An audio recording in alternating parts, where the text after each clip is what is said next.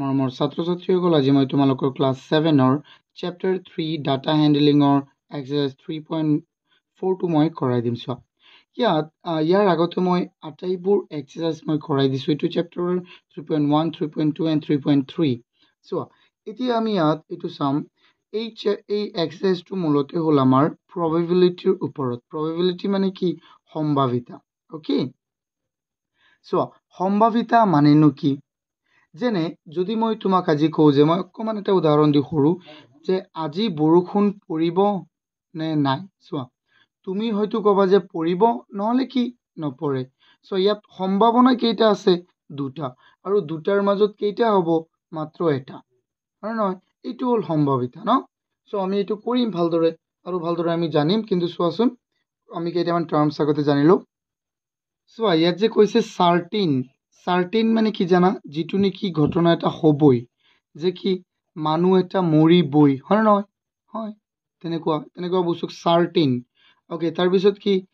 Impossible. Okay, impossible যিটো নেকি অসম্ভৱ। আৰু কি?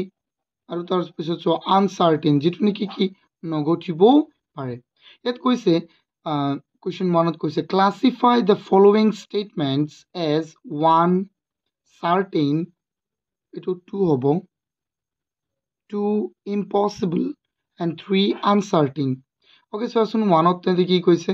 মানে এইকেইটা ক্লাছিফাই কৰিব লাগে, মানে ইহঁতক কি কৰিব লাগে? বিভক্ত কৰিব লাগে। কোনটো চাৰ্টিন হয়, কোনটো ইম্পচিবল হয়, আৰু কোনটো আনচাৰ্টিন হয়। অ'কে, চ' আমি এইটো কি কৰিম? ডিভাইড, আমি এইকেইটা ভগাম ন। চ' অসমীয়াত চোৱাচোন, তলত দিয়াবোৰ নিশ্চিতভাৱে ঘটিব ঘটনাটো অসম্ভৱ আৰু ঘটিব পাৰে। চ' এইকেইটা আমাক ক'ব দিছে। চোৱা, নিশ্চিতভাৱে ঘটিব, নহয়, নিশ্চিতভাৱে ঘটিব পাৰে বা ঘটিব পাৰে, কিন্তু কি নিশ্চিত নহয়, তেনেকুৱা মানে বস্তু। Okay, certain. এতিয়া চোৱা, 1ত কি কৈছে? অহা বছৰৰ স্বাধীনতা দিৱস 15 আগষ্টত উদযাপন কৰা হ'ব। এইটো হ'বনে নাই?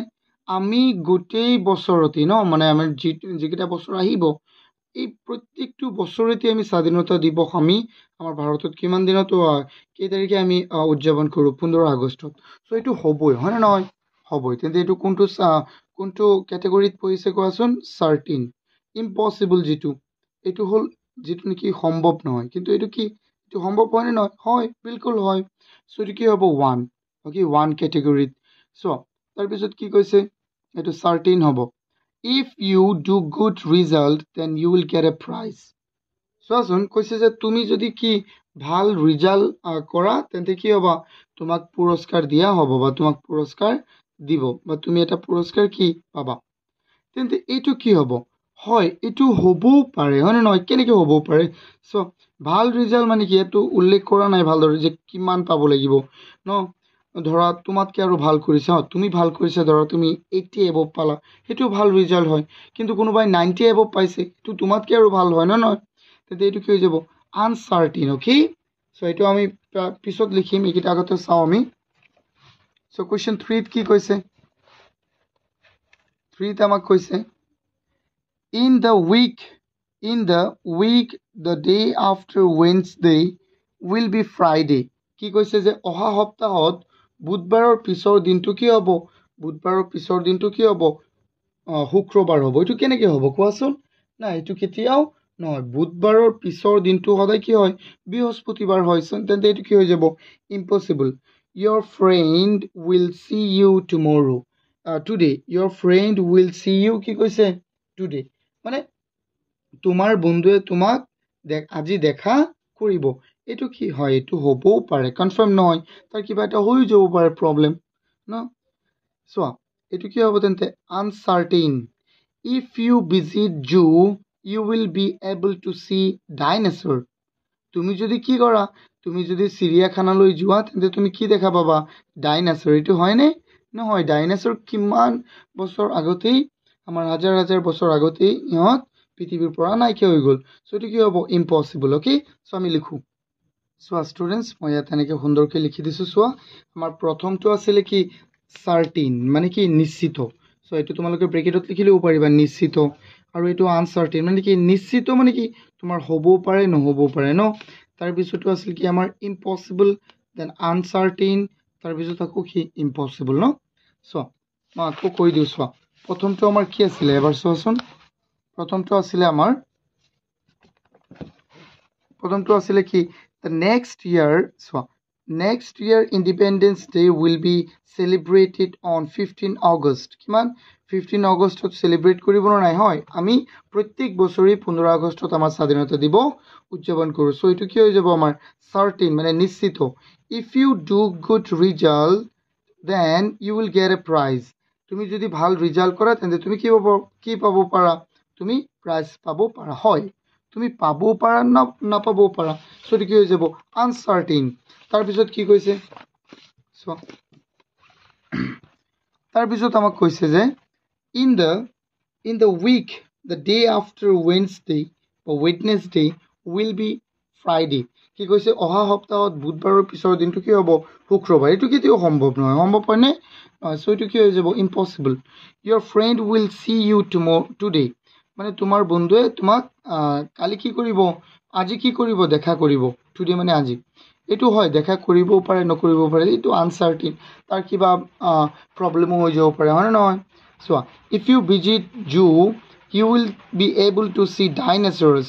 তুমি যদি চিৰিয়াখানালৈ যোৱা তেন্তে তুমি কি দেখাব পাৰা, ডাইনাছৰছ চাব পাৰা। এইটো হয়নে? এইটো কেতিয়াও নহয়। চ' এইটো ইম্পচিবল। অ'কে, এতিয়া আমি চাওঁ কুৱেশ্যন 2টো।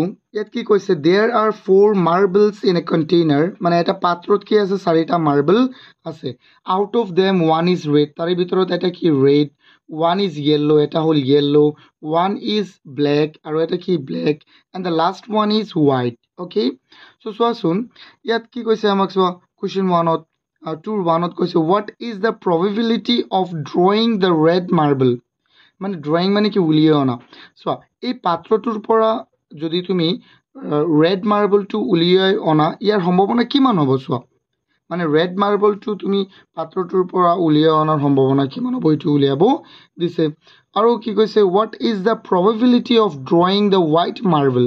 কি কৈছে চোৱা হোৱাইট মাৰ্বলটো তুমি পাত্ৰটোৰ পৰা উলিয়াই অনাৰ সম্ভাৱনা কিমান হ'ব। এটা কথা আমি অকণমান ধ্যান দিব লাগিব যে চোৱা প্ৰবেবিলিটিত আমি চাম যে মূল আমাৰ পক্ষে কেইটা থাকিব পাৰে, যেনে আজি বৰষুণ হ'ব নহ'ব, ইয়াৰ কাৰণে কি হ'বও পাৰে নহ'ব পাৰে, মানে কি দুটা, আৰু তাৰে ভিতৰত কি হ'ব এটা। তেন্তে চোৱা বৰষুণ হোৱাৰ সম্ভাৱনাও কি 1/2, নোহোৱাৰ সম্ভাৱনাও কি 1/2। ধৰি লোৱা এটা আপেল ন, এটা ধৰা আপেল বা এটা আপেল, এইটো ধৰা আপেল, এই আপেলটো তুমি 4জন বন্ধুৰ মাজৰ এজনক দিবা।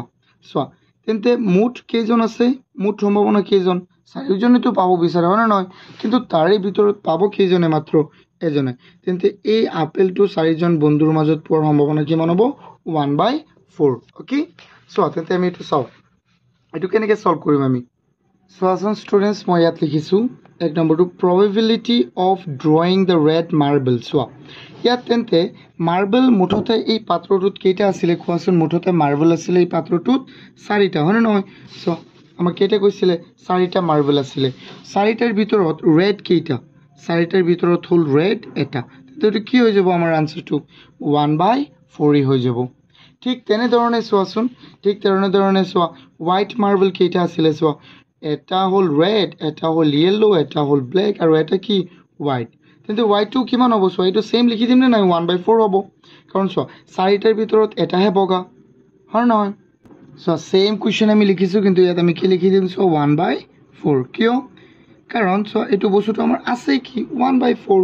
চোৱা মানে মুঠ মাৰ্বল হ'ল আমাৰ 4টা, তাৰে ভিতৰত এটা কি বগা হোৱাইট, সেইকাৰণে আমি লিখিছোঁ 1/4।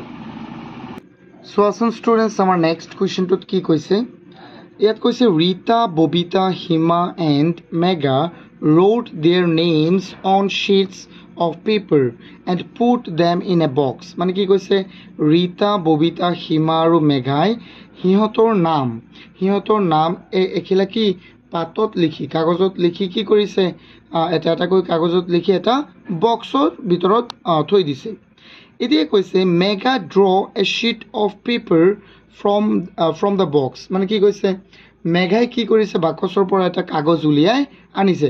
সেই যে ইহঁত 4জনী যে লিখিছিলে সিহঁতৰ নাম, সেই তাৰে পৰা এই যিটো বাকচত ভৰাইছিলে সেই বাকচটোৰ পৰা এটা কাগজ উলিয়াই আনিলে কোনে মেঘাই what is the probability of drawing her own name চোৱা ইয়াত আছে কেইটা নেম এই বাকচটোত চাৰিটা নেম আছে তাৰে ভিতৰত মেঘাৰ কোনটো হ'ব পাৰে এটাই হ'ব পাৰে হয়নে নহয় চ' এইটো কি হৈ যাব এইটো 1/4 হ'ব চোৱা আমি এইটো লিখোঁ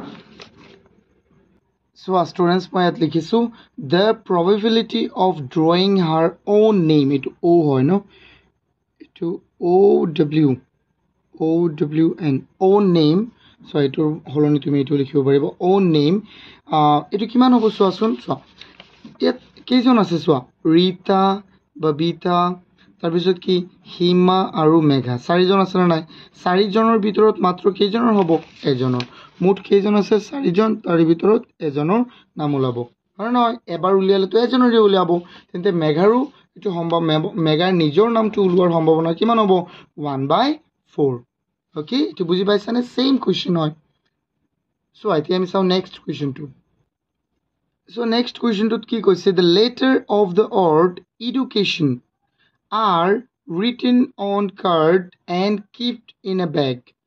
What is the probability of getting a vowel from the bag? So, yet ki koise ei education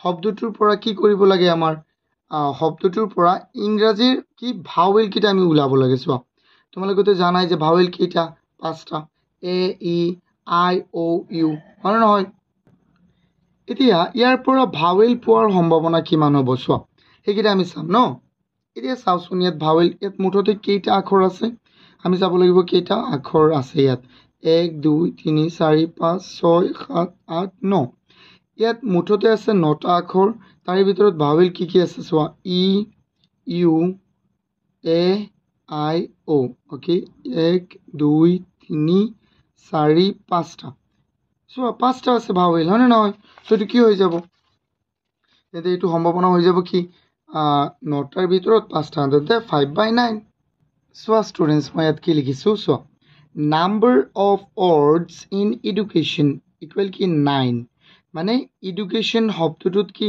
তোমাৰ কেইটা words আছে চোৱা কি আছে 9টা number of vowels in education so এইটো এনেকৈ দিব পাৰা So, education কেইটা ভাৱেল আছে চোৱা এটা দুটা তিনিটা চাৰিটা পাঁচটা হয়নে নহয় পাঁচটা ভাৱেল আছে এই পাঁচটা ভাৱেল ইয়াত আছেই ন এতিয়া চোৱা তেন্তে probability of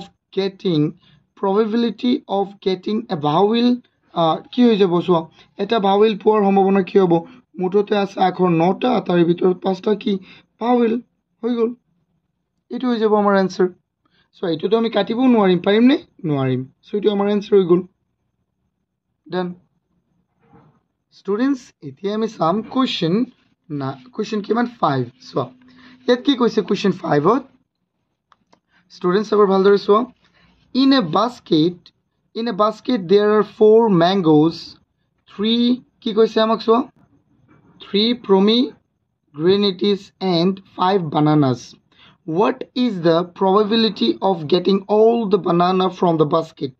So, মুঠতে আমি সাম কি আছে সোয়া এটো সোয়া pomegranates মানে হল আমার ডালিম আৰু ম্যাঙ্গোজ মানে কি আম বানানা মানে তো জানাই কল সো মুঠতে কেইটা আছে বাস্কেটটোত 4টা আম আৰু 3টা ডালিম আৰু 5টা বানানা মানে 3 আৰু 7 যোগ 5 কিমান 12 মুঠতে আছে আমাৰ ফলমূল কেইটা আছে 12টা What is the probability to getting all the banana from the basket?